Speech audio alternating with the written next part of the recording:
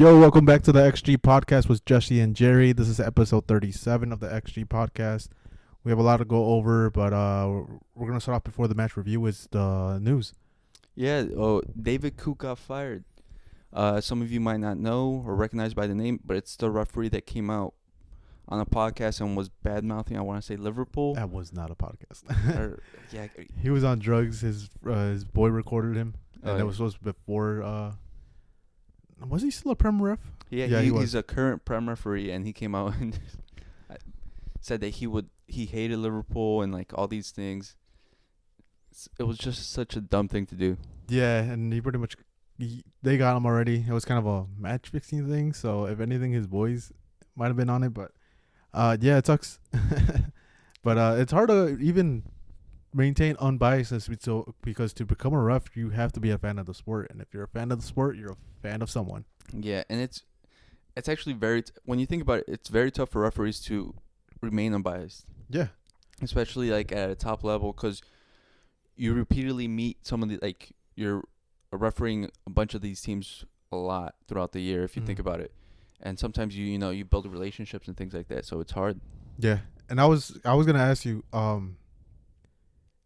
like sometimes I put myself and think of these scenarios. Like if I would be a referee, would I be unbiased or would I be biased? And it's hard to do that because I'm like, oh, if I go to the Premier League, I think I could do it, but I don't think I can because there's certain players I do like, certain teams I do like, even though I'm like not a massive fan, like a Barca fan. Mm-hmm. Because clearly in La Liga, I cannot be a ref. Same. I was thinking about it too. Now, even then, I think I couldn't either because there's like, bringing back to American like sports, like in basketball, there's like the whole CP3 versus the Scott Foster. Mm-hmm. Like it's quite known that they don't like each other. He doesn't call fouls for him, and they both like go at each other. I feel like it might be in a similar situation, whichever league I go into, because you might just not like somebody at some point, and I'm like, and I think I'm like, as you all know, I'm a hater. You'll So- hold a grudge. I will, and I think I couldn't be a ref because I'd be like, yeah, I don't care at this point. Yeah, I don't know. I don't even know the solution to that because would it be like, oh, you're shipping Mexican refs to England and English refs to Mexico? But still, there's like a human bias. Eventually, you, like you said, you create that relationship and you decide if you like them or you don't. But also, because I know some people are saying like, are thinking about it just going fully like automated, bringing like robot, Mm-hmm. and then just like have 100% correct calls by the rule. Oh, But- God. But I feel like we've seen the failure in that with VAR, Mm-hmm. given there's also human error in that as well. But I feel like the human error is what makes this sport, I think we all come to love it at certain points because it does add the drama to it. Yeah, because if it is an automatic one, like a bot or something, like say a FIFA mechanics, every single foul is gonna get called. Every single shirt pulled, everything's gonna be called. Because there's gonna be like no in between, and that's where like the human aspect does come through it. Like, oh, he might have pulled his shirt, but he pulled his shirt too, so like let him play. Yeah, and then sometimes it's better because if you follow every game by the rule, it becomes boring at some point. Because sometimes we'll see like certain matches where like let them play, let it get physicals, Mm-hmm. certain things like that, and it creates for a good game that we enjoy. But if we take that away, it's just gonna ruin it. Yeah, I agree. But now he's out of the sport. Does he get a job somewhere else? Probably. But Yeah, I mean he refed at the Premier level, so it shows that he's good at his job to yeah, a certain degree. he had to create some kind of relationship. He'll probably get back in Mhm. somehow, one way or another. Probably not top flight, but maybe third division or even second. It's still good. It's still good money. Yeah. Not a lot of these refs already have like 9 to 5s before they do this, so Yeah. it's a no. And then probably something you should be upset about, Lamine Yamal snub from the FIFA Pro. Yeah, what's the 11? It's Ederson at goalie, Carvajal, Rudiger, Van Dijk at defense, then De Bruyne, Rodri, Cruz, Bellingham, and then the forwards are Mbappe, Haaland, and Vinny. Yeah, a lot of City players, and Mbappe's there for shits and giggles. Yeah, I don't listen. He plays for Real Madrid, but I don't know how he got in there because Shit season. shit season with us, shit season last year because we started towards the tail end of last year, Mm-hmm. and the man was there just coasting off penalties. Yeah. So there's that. I'm not gonna go too much in depth, but There's also, if it wasn't Lamine, maybe a Leverkusen player. Words could have snuck in. Musiala could have snuck in. He had a great season. Lautaro Martinez. Could have been in there for Holland. Yeah. Or even goalie. There's Emmy. He won what's it called, best goalie of the year again, from the Ballon d'Oro ceremony. So I don't know, a lot of inconsistencies. Like you said, they were voted by players, but it just, like I've always said, guys, it shows that awards don't really mean much because a lot of the people that vote for this don't know ball. Yeah, this was like, well, they probably do know ball, but it was like a lot of biases. They went on after huge names. Yeah. But they had the best season. No, a lot of them didn't. Van Dijk, you could argue that anyone else could have been in there. Mm-hmm. I'm surprised Federico Valverde is not in there. I think this was the most like politically correct one. If you think about it, like if people were to just say names that most people agree with, I think this is what you would get. Yeah, because De Bruyne didn't even play the whole season. Yeah, and he was like, player of the year for them was Phil Foden. He's like, yeah. So it was an interesting list. Yeah. Well, we'll continue on to the next one because Jesus Christ, we could talk about that list for the whole fucking episode. Yeah, it's crazy. But we're not because it's stupid. And then Man U's director of football just recently left. He was poached by Man U from Newcastle during the summer. And then he was supposed to be a really big hire. I saw a lot of Man U fans hyped about it, saying that they're finally getting a real director of football. Yeah. And he's gone. Yeah, it had to be something with the manager that like they weren't like aligning with the signings for January or even the summer. But it's very interesting. Did they pay money for him? I can't remember, but I do. There was like a lot of money to like pry him away from Newcastle. I don't think they paid them, Mm-hmm. but I think they paid him a lot of money. Oh, okay. Well, yeah, Man U's going through a whole change. I'm still surprised that they would even change the director of football. Again, probably something went down with him and Amorim. Yeah. They didn't see eye to eye. Because if you think about it, the last transfer window was supposed to be like mostly him with some like Ten Hag input to like try and make his squad. And if you looked at it, it wasn't awful, but there was also clear differences of like what they wanted. Because like, I don't think Xerxes like a Ten Hag guy. Mm-hmm. Sure, he's Dutch and he like used to play in the Eredivisie, but he doesn't fit like Ten Hag style. Yeah. I don't think so. And then Lenny Yoro's like just a good signing, future signing, but I don't know. It doesn't make sense because now they're getting a new coach. The squad's like a mess because he even said like everyone's saying like the squad doesn't look like it's fit for Amorim. Doesn't even look like it's fit for like a Man U level. And now they have to find a new director of football to like go and scout new players. Yeah, within like less than a month of the January transfer window, so it's gonna be like a scramble, unless again Amorim takes over and decides the signings. But pretty sure they'll try to get someone that dedicates towards that. But it's a tough situation in Man U. But if anything, they're just gutting the place out and trying to restart over again, and not just plug and play. Well, that's what this guy was supposed to be. So I don't know. Man. Man U just seems like they love making a fool of themselves. And I love it. I love it, personally. And the last bit of news. What was that? The last one? That was the last one. My bad. I didn't have that in front of me. But yeah, interesting things. Let us know what you guys think. Who should be in the FIFA Pro 11 and who should be out? And what are your thoughts on Man U's whole club situation at this point? Hey, listen, Man U, if you need a new director of football, I'm ready to take on the job. I've played career mode for like 10 years, and I'm telling you, I won the Champions League every year. Jesse's first search as director of football. What's it called? Top rated prospects in FIFA 25 or whatever, EA 25. Yeah, it's going to be, what was it? I'm just going to use a scouting system for it. Just do all that. Yeah. Same thing. Hey, it's worked for Mourinho. It'll work for you. Hey, I think Chelsea was like, it was a running joke that Chelsea just used to do that. Yeah. And look at them. Thriving. But we'll get straight into the matches. The disappointing team of the week would be Man City. I think so. Well, they won one and then they drew. Exactly. They won the quote-unquote easy game. Well, I don't know. These both games were winnable. Name-wise, they're both winnable, but they just look flat. Yeah, they're just again still one dimensional. Everyone they expected it after the 6 years. Teams now know how to block it. You saw the struggles last year. Now the struggles are continuing this year. Yeah, and plus, And you have like teams like Crystal Palace beating you.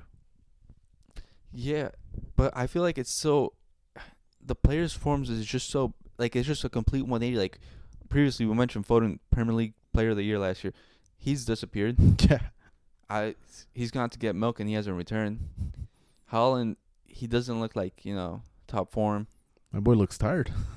Yeah, and Savinho, who we thought was gonna come in like revitalize the team, because last year for Girona he was great, but now he just looks lost in the system. Yeah, But that's a common thing for Pep. Like it takes like a year for them to adjust. But yeah, they just don't look good. Even Gundogan, he was good for Barca last year, and now this year he doesn't look the same. now the biggest one for me is Kevin De Bruyne. He looks like he lost his step. Should have they sold him over the summer? Maybe. He's still probably gonna leave on a free, so you should have sold him at that point to Saudi. Try to recoup some money to try to make a huge signing because again the Julian Alvarez and now De Bruyne, it would have been huge money, and you could have spent money on a top midfielder. Yeah, but I just don't think they wanted to spend money because of the charges, which I think they just recently got cleared.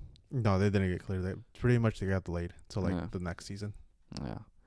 But yeah, because they didn't spend money at all. If you think about it, they sold Julian Alvarez and a couple players, but they didn't bring anyone in.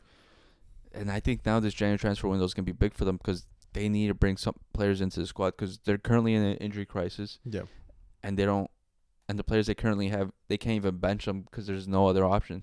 Yeah, I think they need a center back, a winger, and probably a backup striker for Haaland because Haaland is not been getting any rest. And I think just another central midfielder because Pep doesn't want to use Mateo Nunez in there for some reason, and He used him this past weekend. yeah, but he doesn't look like he wants him for some. He doesn't look confident. Like the past two center midfield signings that they've got, like Calvin Phillips and Mateo Nunez, they've both just like they're coming in both great form, and they've just like rusted away. Well, yeah, because he doesn't play him. So they were kind of sitting in the back. So whoever they do bring, they probably have to get ready for that situation. Or even like Mateo Nunez. If they get another CM, he's going to be all the way in the back again. Yeah. I don't know.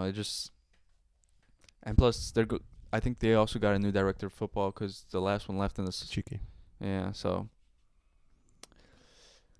Pep's not looking too good. Yeah, not great to be in Manchester right now. From either side. Neither. Yeah, speaking of the other side... They lost both games. Yeah, they lost to Arsenal 0-2 and Nottingham Forest 2-3. Yeah, I don't even want to blame Amarin. I just think the players. I think what is it? They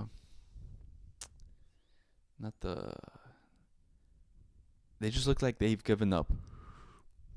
Yeah, it's the whole thing of trying to mix of like Ten Hag's team to Amorin's team, and then there's still like a little bit before of Solskjaer. So there's still like all like three different types of players that got brought in for three different systems. They're still trying to adapt, and I know Amorin probably knows this. He knows that there was gonna be shitty, if anything, a shitty season to try to instill and find this core group of players for next season. And I think that's what he's searching for. This is what I expected when he did get in charge. Next year, I think it'll be better. Right now, it's a shit show. Yeah, because he's just looking to see which players he's gonna keep. And every player is like auditioning right now, but it doesn't look like they care about it. But that could be the issue too. Like everyone's playing for themselves to try to prove that they deserve to be on the team. So at that point, like it kind of fucking sucks because a lot of the players know they're not going to be there next year. Yeah, like Onana's mistake. Yeah, that was bad. But then the rest of the players, it's not even like about playing selfish. They're just playing bad. Some of them. Well, that's what it entails, dude. Like you're playing for a contract to be in Man U, and I'm pretty sure a lot of those players want to be in Man U. But that's the thing is like you got to go out there and prove it, and at that point you're not playing as a team, you're playing individual football. Yeah, playing for yourself. First player that's got to go, Marcus Rashford. I'm sorry to say, but he's got to go. What do you mean? He's their young player for the future. Well, it's time to fucking cash in on that young 28-year-old. Fuck. I think you think he still qualifies for the Premier League Young Player of the They'll award. they'll adjust the award, dude. They'll adjust it. He'll probably sign up for the Golden Ball or something, the Copa Player, whatever it's called. But yeah, it's just looking gloom again. Man U, Manchester, just shitty place to be around. I've heard the weather's ass. Teams are ass too. Hey, they're both owned by Spurs, and that's bad too. Yeah, that's even worse. We'll get to them soon. Any closing thoughts? No. Oh well, the Arsenal. We'll talk about them. They're a little bit down the list, but they're corner merchants. Yep. Mikel Arteta's turned Arsenal into corner merchants. That's the only way to score goals. Yeah, like it's great, but you also have to create goals from open play, because then on top of that you have corners that you abuse. But if it's just straight up corners, you're kind of shooting yourself on the foot. Yeah, because if you keep this up, everyone's just gonna study your corners at some point, and they're gonna figure out, oh, this is what we're gonna do and how we're gonna stop it. And it's like there's a surprise factor at first, and it's slowly starting to get away from it, and now teams are gonna expect that, and they're gonna set up for it. And there could also be a situation where next year they start adjusting the rules again, saying like you can't crowd the keeper, and the keeper can't get touched. Because we thought that was the case at first, but it's not. But I'm pretty sure they'll emphasize it more next year on that rule. Yeah, because it doesn't make sense, because it's such a bad, like, how have they not called, like, the goalkeepers are in no man's land whenever that happens. Yeah, it's a very ready tactic. Like, it's a tactic you would use in FIFA. Yeah. But they're getting away with it. Again, I think next season they won't get away with it. Mm-hmm. But we'll see. But, yeah, Arsenal's playing pretty good. They tied against Fulham, which not too much of a surprise. Fulham has been playing great against big clubs. But, yeah, Arsenal's main guy, Odegaard's back, and he's been thriving. Yeah, Odegaard's team, and the offense looks so much better with him. Yeah. Everyone looks freer. He's taking off the load off everyone. Like, Saka looks like he's got fresh legs, because he doesn't have to do everything now. Yeah. But it just shows the fragility of the team. Mm-hmm. Like, if Odegaard's out, they're done for. Like, and then they're even more reliant on those corners. And then what if Real Madrid wants him back again, or any other club? Well, yeah, he's gonna be expensive, because I don't think we have any clause on him anymore. Still, you never know. But it just shows you, dude.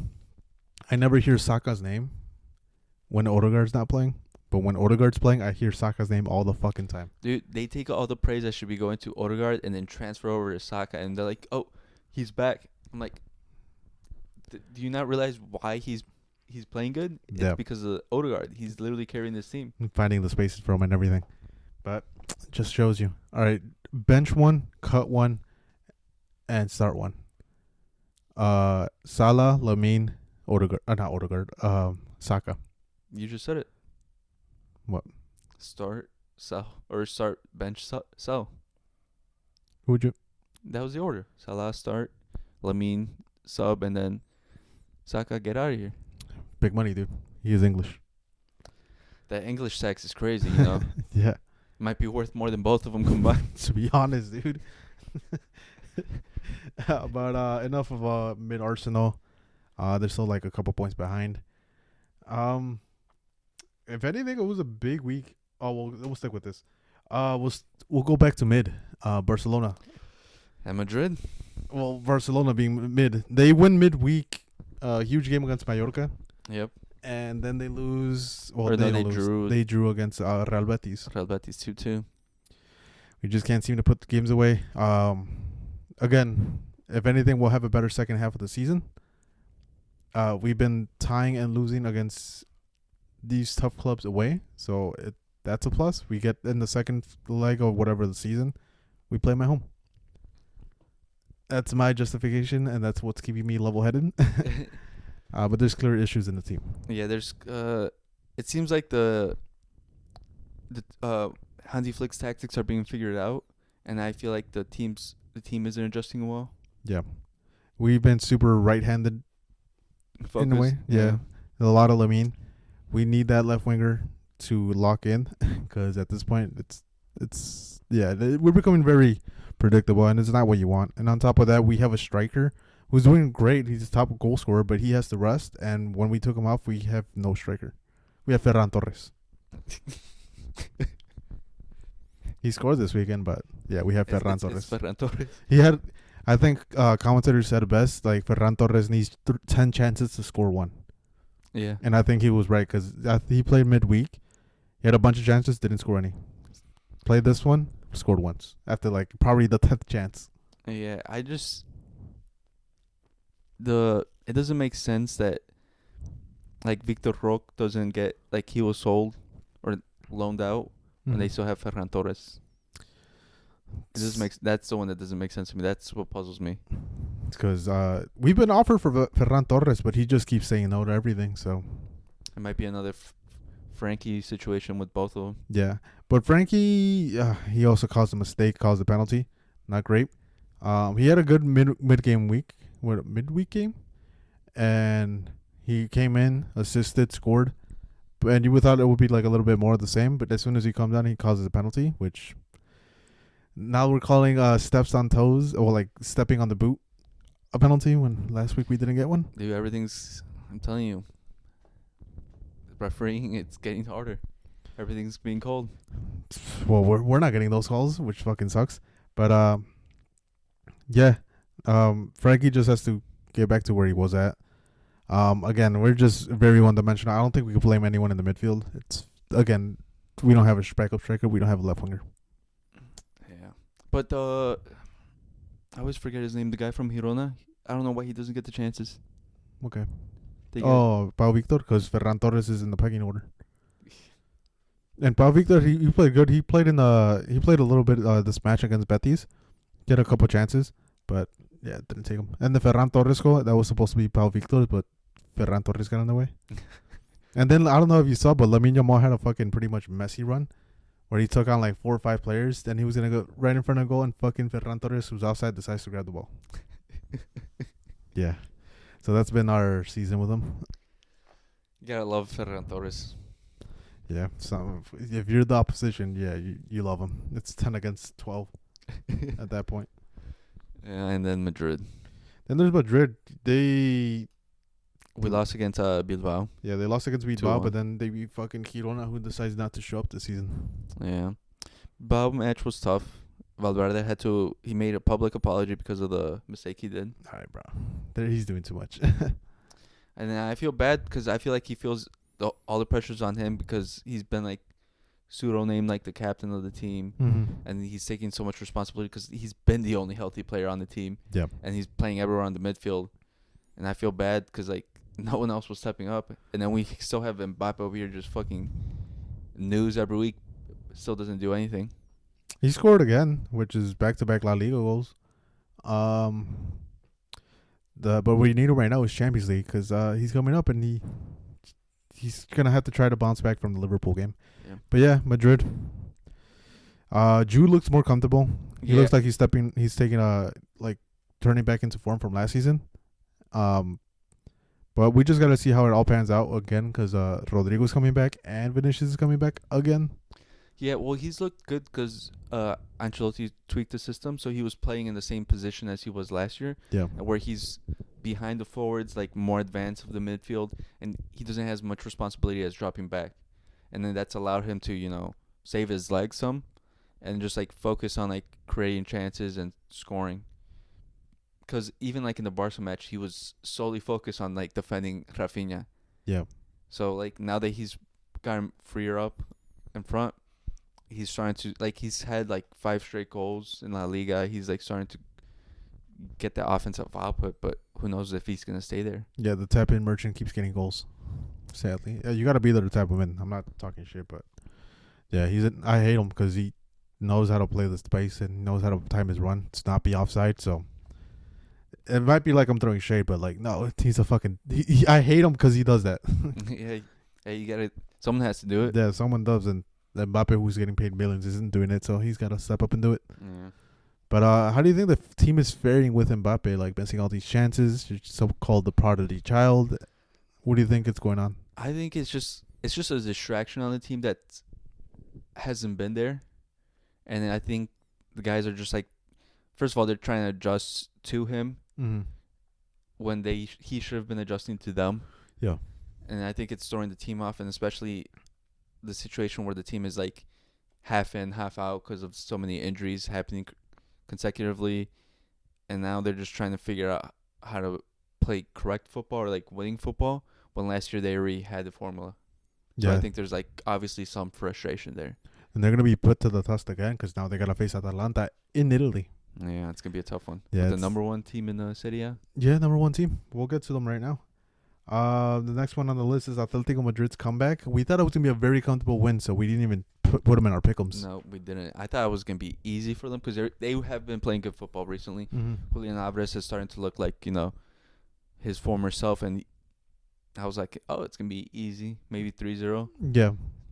No, No, they were down 3-1 at one point, and then they had to mount back the comeback in like I think 30 minutes. They had to score 3 goals. So, and they did it, bro. I don't know how the fuck they did it. I don't know. Julian Alvarez starting to look good. Griezmann is looking really good. Yeah.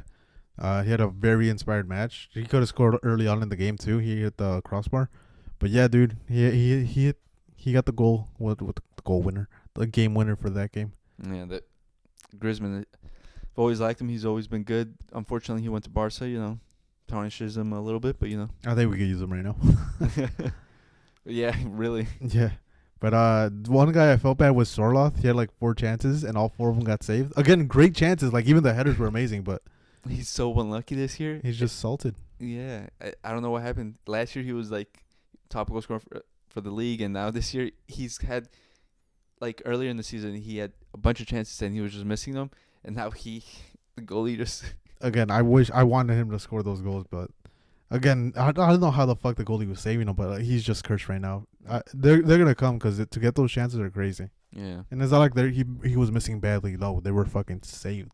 yeah, but that's not the story that's gonna be told. Yeah, it's not. But yeah, huge comeback, and it's if anything a huge boost in confidence for Sevilla, knowing that they still could compete with the best, and hopefully they continue to mount that because yeah, that was at the not the Calderon, the Wanda Metropolitano. Yeah. I think it's just called Metropolitano now. They changed sponsor.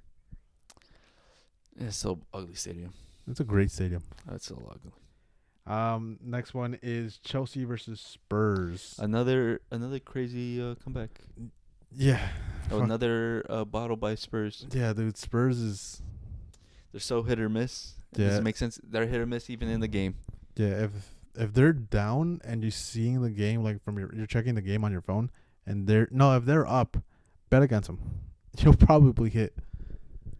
Because I don't know how the fuck they went up 2-0 up at first, right? Then they got the goal. I thought they were down, then they went up. No, Tottenham was up. That's when I was watching the game. Then they got a penalty. We're doing it. Yeah, they were up, then up 2, and then they disappeared. Yeah, so just still things they need to clean up. We thought this season will be the season where they took a major step forward. It still kind of looks like the Spurs from last year. Yeah, and then the defense cracked because they still don't have enough center backs because who was it? Mickey Van der Ven's out, and then Romero, I think he's out as well. No, he was in the bench, but I don't think he's fully fit yet. But And then Dragusin I think he got an injury, so he got out. So it's like they're playing with they're playing with a makeshift back. But still, like, dude, you have that lead. I love Postecoglou, the way he plays, the way his team plays. But I think especially since you have a 2-0 lead, you have to like play a little bit more defensive and not be so offensive. Because at that point, like, you're just conceding way too many goals at this point. I think the problem comes from the midfield.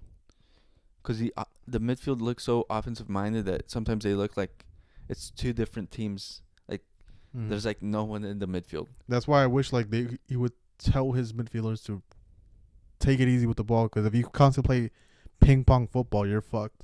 Yeah. Eventually, like, you'll probably score a lot, but then again, you have to concede a lot. And the same story that we've been saying about his system for, like, about to be 2 years now. Yeah.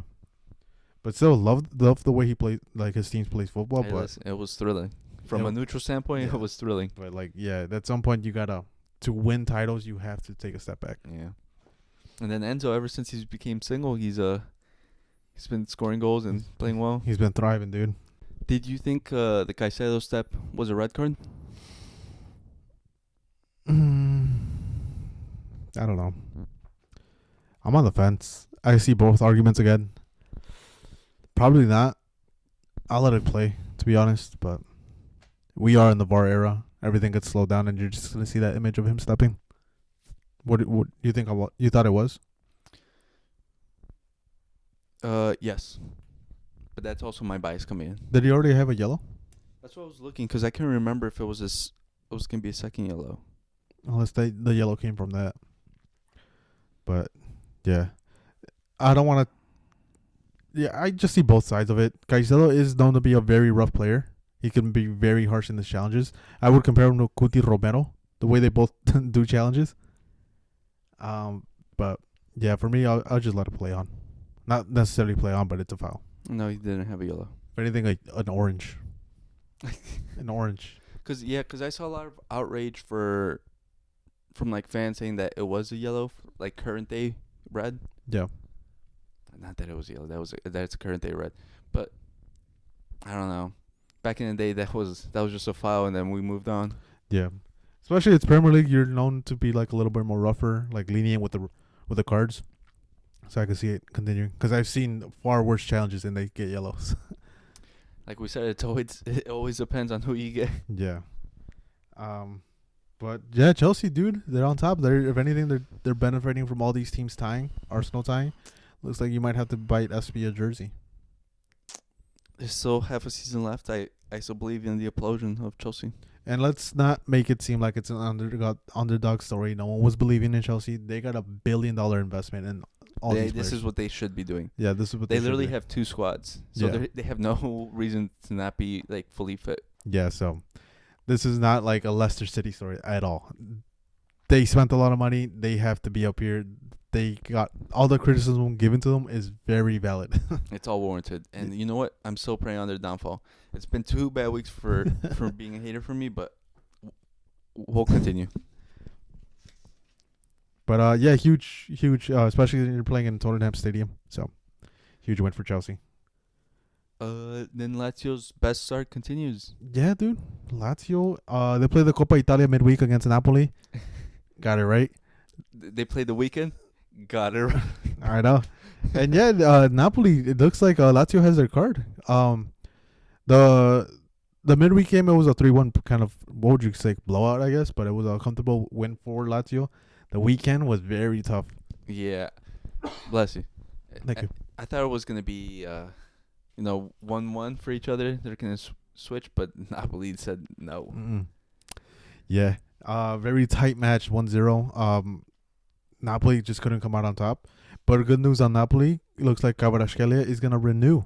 They're in talks and positive talks to stay with Napoli. Yeah, good news for them, not for everyone else. Yeah, everyone else is probably kicking their legs or like kicking ground or some shit. Yeah, it's upsetting. And Barca was in Eindhoven, so I would have enjoyed him at Barca, but How are you guys gonna pay for him? we just pulled another lever, Jesse. We're good. I thought you guys were going after Leao. I think that's the move right now. But I would rather have Nico. Still? Yeah, I wouldn't mind it. We've been snubbed before. I get it. We had a lot of pressure from his family. He's 19 years old. He's bound to. He's 22. Oh, was he 22? Oh, he was 21 at the time. But yeah, it was still a lot of pressure. He's still young, and he got a lot of pressure from his family to stay. So, and it's understandable. We should get him, and then we'll give Bilbao Mbappe. Yeah, we'll find somewhere along his bloodline of fucking Basque blood. His fucking great uncle's aunt. Hey, listen, it's a even trade. Dude, do you think they would take it? To be honest, like obviously, like keep the whole Basque thing aside. I think they will take it. I think they would. But Mbappe, would he take it? I don't care if he would take it. I'm forcing him to take it. As a stadium, like what is it called? I admire stadiums. I think I would play for the Bilbao. The San Mamés. Yeah, that's Great stadium. It's a cathedral. It's a great stadium. But Both Basque Club stadiums are good. They're really nice. yeah, they are. But back to the Serie A. Atalanta is now in first place with this defeat from Napoli from Lazio. Atalanta is in cloud nine. They're really good. Their coach, it's proven right to give them control of the club. Big facts. And yeah, they have a tough match this midweek. Jesse, Real Madrid, are they ready for this Atalanta squad? Probably not, but I'll believe.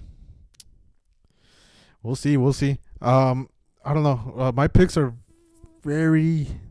I don't know. I'm on the fence with this one. Being a hater, I obviously want Atalanta to win, but we'll go into that in a second. Last week our picks. If you have been keeping up with us and making bets, I had a hot start. You not so much, but you kind of got some of the good ones. I went 8 for 15. Jesse went 6 for 15, so it was kind of close. Yeah, my hater picks continue not to hit. Yeah, definitely. And it's tough being a hater. This year in general has been tough for me, from fantasy football to my hater picks. It's not working out. Don't worry, this one there's no money on the line. If anything, we should probably I'm gonna keep a whole running tab of not even a tab, our record, and see what we do at the end of the season for our picks. But this week's picks, we have them. You're trying to make money. Listen, there's good matchups from Champions League to Europa and to weekend matches. First one, Atalanta versus Real Madrid. Yeah, Real Madrid. You got Real Madrid? I'm on the fence, but I have Atalanta. I'm riding that high with them. Yeah, I gotta believe in my team. They're playing at home too. I know they played in the Super Cup, but this time they're playing at home. They have that advantage. Yeah, you gotta believe. Even if the world's against them, I'm with them. Next match, Leverkusen versus Inter Milan. Yeah, this one was tough for me. I couldn't really pick either one, and I think that's why I went with a draw. Yeah, and I see that, to be honest, because Leverkusen has struggled against big teams. They lost to Liverpool. They barely beat Bayern 1-0. I think they win this one. Again, narrow win 2-1, 1-0. Mm-hmm. But it's just going to be by 1. Yeah. So I have Leverkusen. It's just tough, that one. And the next one is Leipzig versus Aston Villa. Mm-hmm. I went with Leipzig. Me too. They're playing at home, and they need to win to try to stay competitive and even try to have hopes to make it into the next round. Or even just get points on the board, because I think they have no points so far in the Champions League. So, yeah, it's a must-win for Leipzig. Via Aston Villa, they're trying to get in the right track. It's not an easy match. No, it's going to be I think it'd probably be one of the better ones. Yeah, they haven't had the greatest results in the past couple matches of the Champions League, but yeah, this is one you could try to get right on track again. Arsenal versus Monaco. I got Arsenal. Can't hate for too much. They're gonna do corners. They're gonna do corners, and probably score 3 of them. So I got Arsenal. Unfortunately, I know, guys. I said I'm a hater, but I gotta pick Arsenal. I gotta get my percentage up. You know what would be hilarious if they fucking lose? Hey, listen, it's a win-win for me if you think about it. If Arsenal win, my pick prediction goes up. If Monaco wins, my hater is just filled. You're just going back and reverting to it? Yeah, dude. I'll be happy either way. Next match is a huge one. Top 8 between both of them. Barca versus Dortmund. They're playing in the Signa Iduna Park. Yeah, the yellow wall. I got you. And I got the one that's going to demolish that wall, Lewandowski, Barca. Put money on that game. Pretty sure the odds are in favor of Dortmund. Barca's the underdog. This is a must bet for me. Let's do it. It's a Dortmund win. Barcelona might be bad in the La Liga, but they're great in Champions League, so I'm gonna go with that. Nah. Next match, Juventus versus Man City. Yeah, this one hurt me a little bit. Yeah. Because they're both in bad situations currently. But I went with Man City over Juve. I know Juve have been my boys, but they are currently also in injury crisis. Timothy Wales, they're currently playing as striker. I can't trust that. No, Vlahovic played this weekend. Is he back? I can't remember. He provided an assist to tie up against Bologna. But I know they've been playing with Tim Weah. Yeah, I think he probably got subbed on, but yeah, he played this weekend. He provided assist. I still gotta go with Man City. But yeah, I'm very surprised you're picking Man City. All all these picks we've been doing, you've been picking Juve. No, Vlahovic did start. But yeah, I'm going Juventus on this one. Yeah, this one hurts. If I get it wrong, it's gonna hurt even more because I went against my boys. Next one is Europa League one, and it's on Wednesday as well, which is very surprising. Yeah, I think it's because it's just such a big match. Yeah. It's Fenerbahce versus Bilbao at Fenerbahce, which it's gonna be tough playing in Turkey. Mm-hmm. Those fans go crazy. Again, we've said it. There's huge advantages for the Turkish clubs, but I'm taking Bilbao. I'm sticking with the Basque country. Yeah. I'm sticking with them. Hey, Turkey. I stand with you. I'm with you. Remember this. Send me all the love and send your. No, don't fucking hate me. I love you guys, bro. Hey, listen. I ain't picking against you. I'm picking. So, are you a Fenerbahce fan or a Galatasaray? Oh, let's not. Okay, we won't get into the politics. Well, I ain't picking a team from them. Hey, I'm not having that fan base hate me. But next match again, it's another Europa League. There's good matchups. Lazio versus Ajax. Yeah, and I'm sticking with Lazio because fucking Ajax screwed me over. Lazio has a great start so far in the season. We've talked about it. I'm sticking with them. Same. Yeah. We both went with them. Ajax does not look good. They look real bad. They lost against was it Sociedad? I was watching that match. They were not creating anything. Yeah, Lazio's gonna take advantage of that. Yeah, I think Lazio's a better team. And then the next one, it's Lyon versus Frankfurt. Again, huge matchup. Frankfurt second place. Lyon is like top 4, top 5 of the French league. I think they're 5th. Lyon's been playing great in this competition. Yeah, they have. So it's hard to bet against them. So I'm going Lyon. Yeah, but I know Frankfurt have been playing really well recently. I like their coach, and that's why I'm going with them. I'm trying to see who's playing at home. Because if it's in Germany, it's a very tough game, and I kind of regret my decision. But I'll stick with it for now. Wait, you said Frankfurt's second in the league, right? Yeah, they are second in the league. I thought Leipzig was second. Mm-mm. Or they, because I know it's 2 versus 4 in the later predictions. Is it just reversed? Hold up, I'm checking. Yeah, Frankfurt is second. And they are playing in France. So yeah, even I'm fine with my decision. You're fine with it? You're staying with it? Yeah, and then Frankfurt's in second. Leipzig's in 4th. Yeah, so I just had it reversed. And Lyon is in, checking it right now. I think They are 5th. Yeah. But yeah, I'm sticking with Lyon. And then we're getting towards the weekend matches. We're sticking with the French clubs. Marseille versus Lille. That is 2 versus 4. And they're playing in Marseille. I got Marseille. Yeah, I picked Marseille too because, that stadium is crazy. Yeah, it's an amazing stadium, amazing atmospheres. They still have their ultras, so it's a tough environment. Then it's the Battle of Mid in Manchester. Oh yeah, I'm surprised. I wouldn't be surprised if it ended in a draw, but I have Man City. Same. We both with Man City. And look, I even told you last night when we were talking about this episode, I scribbled out United because I was like, you know what? No, I think they're imploding inside. Yeah, they just they don't look good. Neither looks good, so it's just I don't know. Yeah, I'll just stick with City. Yeah. But next match is Villarreal versus Betis. Yeah, and I went with Betis over Villarreal just because of what they did for against Barca. I'm picking Villarreal because of that. This is my hate watch. This is the one I picked out of spite. Next match is a huge one in Germany. We briefly mentioned it. Frankfurt versus Leipzig. Yeah, 2 versus 4. And I'm going number 2. Frankfurt. Same, I went with Frankfurt. Like I said, I like their coach. I like what they're doing. They're playing good football. Oh, shit, we skipped one. Liverpool versus Fulham. Oh, yeah. I got Liverpool. I went with the draw because of Fulham's record against big clubs, and I think they'll snatch a point. Yeah, I was kind of with you, and I brought up that point, but I'll stick with Liverpool at the Anfield. They're pumping in the noise. Again, it's a tough environment when you can't hear because of the stamp speakers. Yeah, dude, Anfield hype. And the last match we have is Lyon versus PSG. Who do you got? I went with Lyon over PSG because PSG is predictable. Yeah, I went Lyon as well. I think a lot of our picks were similar sometimes, for this one at least. But PSG struggled against a team that just came up from second division. Again, that team is playing great. I don't know how to pronounce them. But PSG is not looking great. They're very one-dimensional. Yeah, they just rely on Barcola and that's it. Yeah, and teams took note of that and they started shutting them out.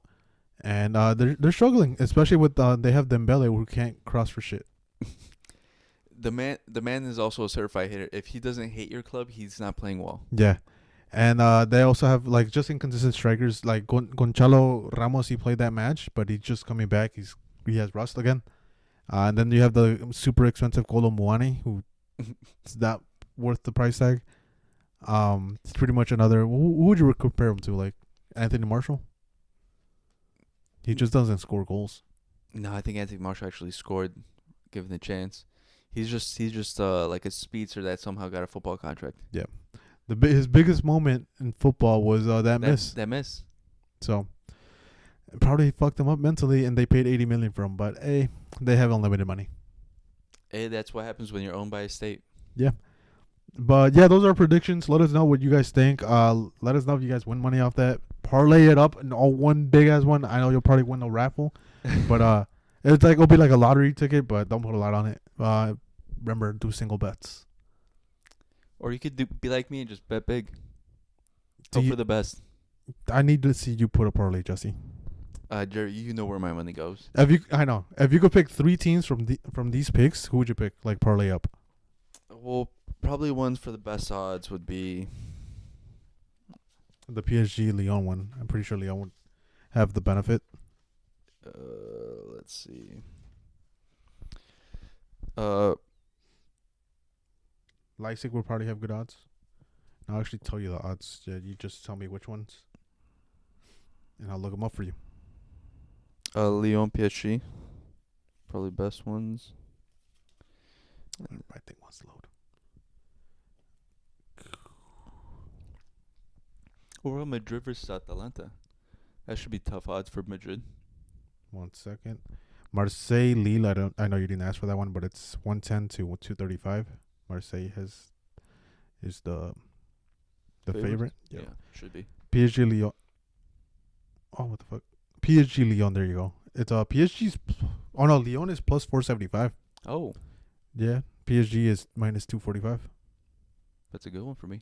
Yeah, so you'd put Lyon and what else? You wanted the Atalanta Madrid one, right? Yeah, because Atalanta should be favorites, but probably not. Yeah, plus 170, and then Madrid is plus 150. So do you still put Madrid? Yeah, get easy money there. Here, let me. Easy money. No. Probably like the toughest matchup for Madrid. Yeah. Here, let me just parlay it up to give you an outlook on that. And what else? Leipzig versus Aston Villa. That was one I was thinking about too. Probably good odds for Leipzig. Yeah, plus 160 and plus 165 for Villa. Yeah, I think that's the one. So if you parlay all 3 of those, it's plus 3,637. Put $10 on it, you get 373. I don't know about you, but I'll put $5 on it. It's like 186. So it's good odds. There's a lot of money to be made from these. Very sleeper picks, if anything. Sleeper picks, but my money's going towards one thing only. The lottery, Yeah. dude. You gotta tell the story. It was what was it? Friday night. I was living my best life. I get an email at what was it, like 11 from the lottery, and I'm like, huh, that's funny. So I look at it, and then the only thing it says right there is you've won. Yeah. People might not know, but the lottery is currently like at like over $500 million or something like that. So I just thought I just won that much money because it literally just said you've won, and I'm like, I'm going crazy in my head. My hands are shaking. I open the app, and then I check my ticket, and it says you've won $2. And then you text me and you send me the screenshot of you won. I'm like, and I opened it. I'm like, what? Did he just win the lottery? I'm like, there's no fucking way. I've been talking shit about him that he's playing the lottery. Then I'm like, how much did you win? Like how? And then you just put $2. I'm like, they're fucking trolling you hard as fuck. Yeah, I got gaslit by an email. It's crazy. They're assholes for sending that email. Like, just put it into my account, bitch. Like, what the fuck? Yeah, it was the worst thing ever. Because I literally went so high to so low. It's fucked up, dude. It scarred me. Because now I'll never look at the emails ever. Yeah, especially since, oh my god, that's just so AIDS for them to do that. Like, there's no reason to send an email for $2. Like, just keep it to yourself. Yeah, what the fuck? Getting people all excited for nothing. At least put the amount. You just said you've won. You could have just put you won $2. Like, okay, but no. Take away the suspense. But they wanted you to open. You know what they did? They wanted you to open the app and put bet again. Not bet. Buy another ticket. I did. Like, you're welcome, dude. Yeah, man. Hey, at least about the next ticket. Yeah. This ticket's the one, guys. This is the one. Hopefully.